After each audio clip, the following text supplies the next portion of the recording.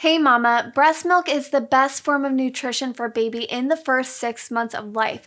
Whether you are able to give them this breast milk from your breast or a bottle or a little bit of each, you are providing your baby the perfect balance of nutrients geared specifically for their needs as little people.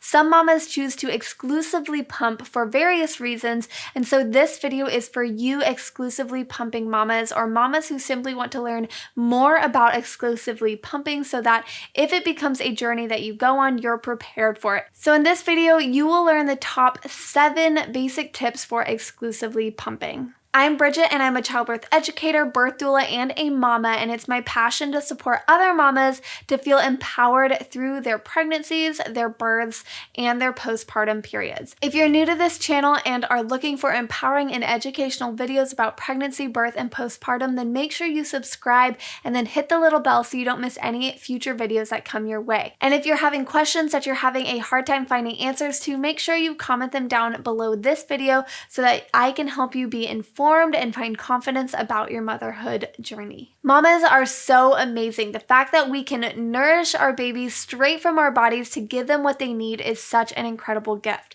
But sometimes that gift is also very challenging. For mamas who are looking for the basics about exclusively pumping, this video is for you. By the end of this video, you will walk away with the basic understanding to confidently walk into your exclusively pumping journey. So the first basic tip that I have for you is to learn about your pump.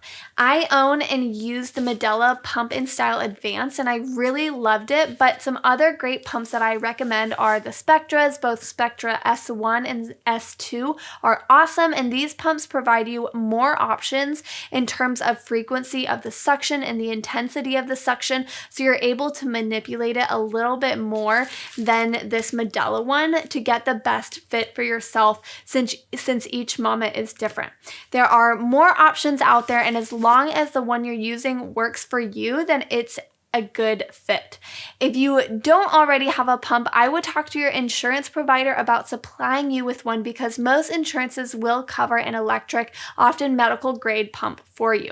You can also talk to your care team at the hospital before you're discharged after giving birth to your baby to give you more information about getting a pump through your insurance.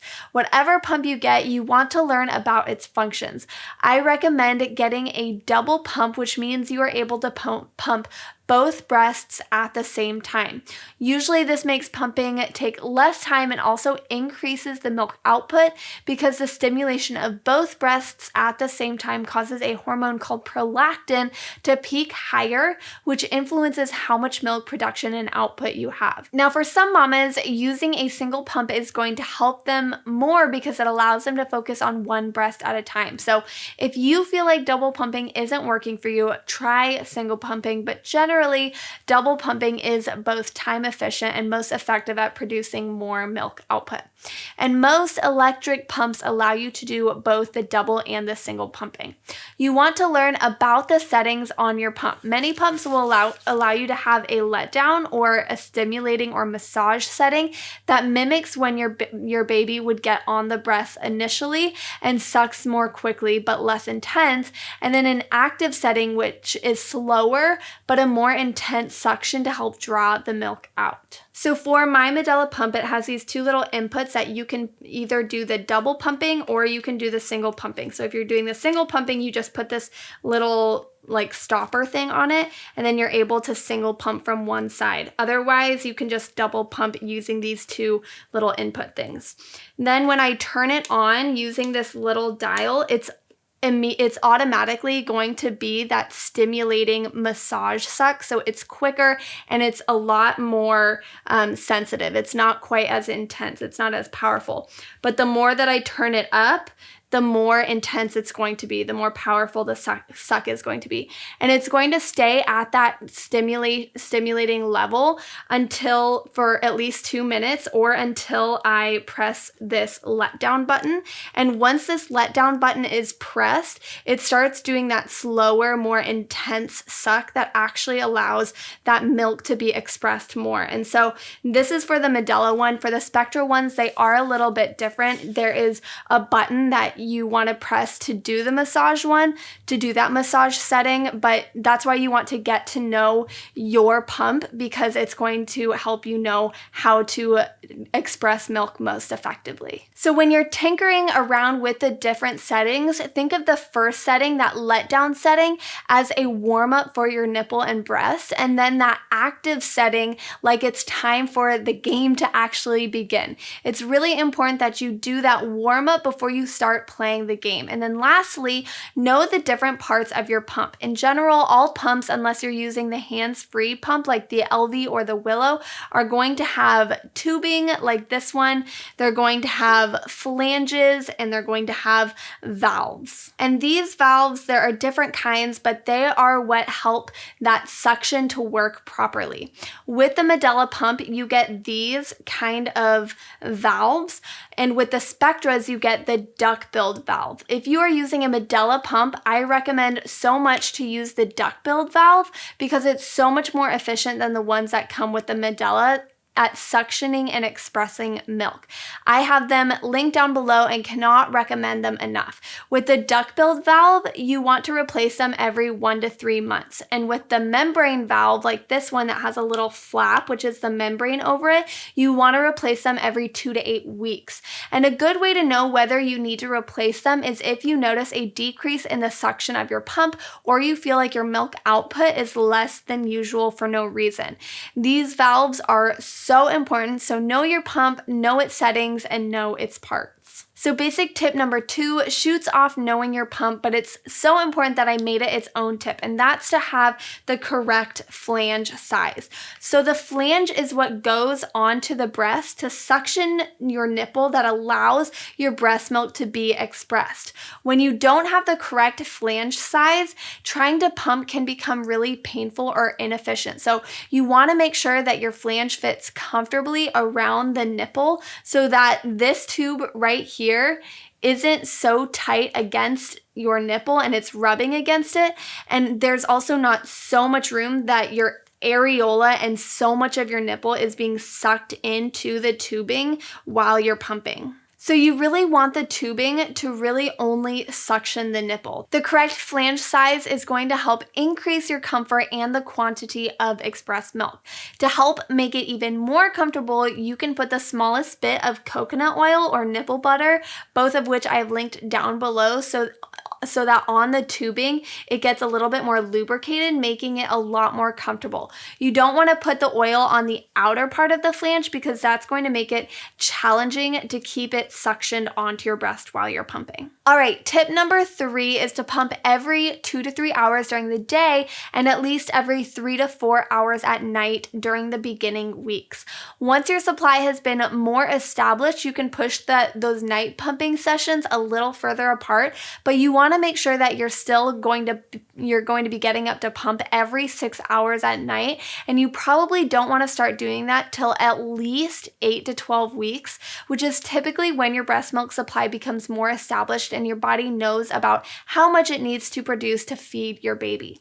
Those middle of the night pumping sessions are going to be so challenging, mama, but it's so important that you continue doing them, especially in the early weeks, because in the early morning hours is when prolactin is at its highest level, and prolactin is responsible for making the mammary glands, which are in the breast, to produce milk. So as hard as those early morning pump sessions are, they will be well worth it when it allows your milk supply to stay where it needs to be in order to provide breast milk for your baby. Tip number 4 is to utilize massage and warmth before and while pumping. Using heat, especially moist heat, helps improve circulation. It encourages the letdown reflex, which happens after the breast has been stimulated, and increases oxytocin, which is an important hormone in allowing breast milk to be expressed. Plus, several studies have shown us that massage actually increases the output of breast milk when pumping.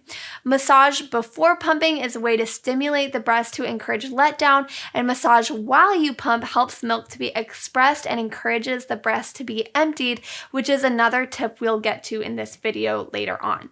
So to massage the breast, you don't need to do it super vigorously. We're not aiming for a deep tissue massage. All you'll do is use your fingertips and gently rub in a circular motion all around your breast, or you can use your fist and again, just gently knead your breast all around, up and down your breast. Now, massaging the breast can be a bit of a challenge if you are holding your pump parts to your breast. So I really recommend getting a hands-free pumping bra that frees up your hands to allow you to massage while you're pumping. So this is the hands-free bra that I have, and there are different ones, but I like this one because it's so easy to put on wherever you are. And so during those middle of the night pump sessions where you're just so tired, you literally don't want to think about what you're doing, this one just allows you to zip it up in the front like this. And then you put in the bottle, the flange like this. And it just sits there so that you're able to utilize your hands. And you can do the same thing with the other side. And so this is the one that I have, which I will link down below. And then for heat, you can definitely buy specific heating breast pads, which I have linked down below, which are great because you can heat them up or you can put them in the freezer to use if you need relief and help with engorgement. But my personal favorite is just a DIY rice sock that you can put into the microwave. All you do is take a clean sock and pour rice or flax seeds into it, tie it off, and there you go. You can double up on the socks as well if you want to retain the heat a little better. And then you can also put a few drops of essential oils in there as well to make it super fancy. Lavender is a great one to put in because of its calming properties. You can make your own, or if you're not a DIYer, I have a better quality one linked down below as well. However way you can do it, massage and using warmth will help tremendously while you are exclusively pumping. All right, tip number 5 is to use LANOLIN or nipple balm. This is an important tip whether you are pumping or breastfeeding because that constant tugging and sucking on the breast tissue that you're not used to can be very sensitive. So from the get-go, you want to be utilizing LANOLIN and nipple balm as a preventative measure to avoid cracked, bleeding, or overly sore nipples. If you wait to use the balms until you already have those cracked, bleeding, sore nipples, it will help, but continuing to pump will be very uncomfortable.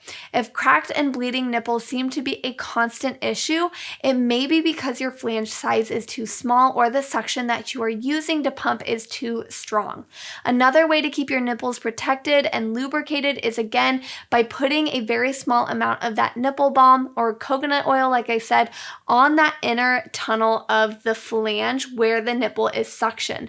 Doing this is going to help while you pump so that it's more comfortable during the pump session, which is then going to help promote milk output and will also prevent too much friction between your skin and the pump, which is going to help a lot, especially when you are pumping every few hours every day. Tip number 6 for exclusively pumping is to empty each breast as much as possible each time you pump.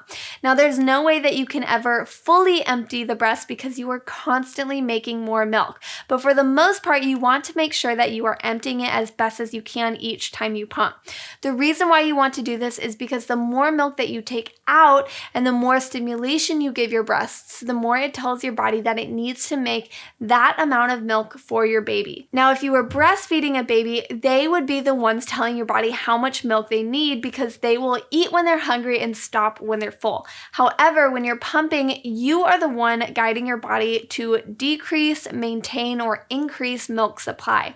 There's no golden number for how long you should pump to get out all of your milk from your breast because every woman is different. When you notice no more milk is really coming out and your breast feels soft and squishy, that is a good indicator that you have emptied your breasts well. That's why massaging the breast while you're pumping is so important because it helps you feel for harder areas on your breast that might be still be full of milk and help you massage those spots to encourage them to release. It's important to note that you might have a few letdowns during one pumping session. So maybe you'll have one initially 2 minutes after you start pumping, then again at 10 minutes, and then one more at 20 minutes, or maybe you'll get all the milk you need in those first 10 minutes. It's different from mama to mama and from pumping session to pumping session. Now, if you're trying to cut back on your supply, you simply want to pump until you feel relief. You don't want to go until you have emptied the breasts. If you are trying to maintain supply, once you feel you are not expressing much more milk and your breasts feel soft and squishy, you can stop your pumping session. If you're trying to increase your supply, you want to pump an extra 5 to 10 minutes after you aren't expressing more milk and your breasts feel empty. This is going to trigger your body to make more milk than they currently are. All right, last but not least, tip number 7 is to reduce stress and anxiety and build up trust and confidence. Stress has a big impact on your body's ability to produce milk, and sometimes pumping or breastfeeding in general can be stressful.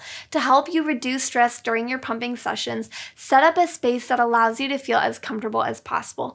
Maybe have a pumping caddy that has water, snacks, and gives you easy access to all your pump parts and necessities. Maybe watch a video of your baby as you pump to help you feel connected to the experience. Remember to relax your shoulders and breathe in deeply as you're pumping and affirm yourself.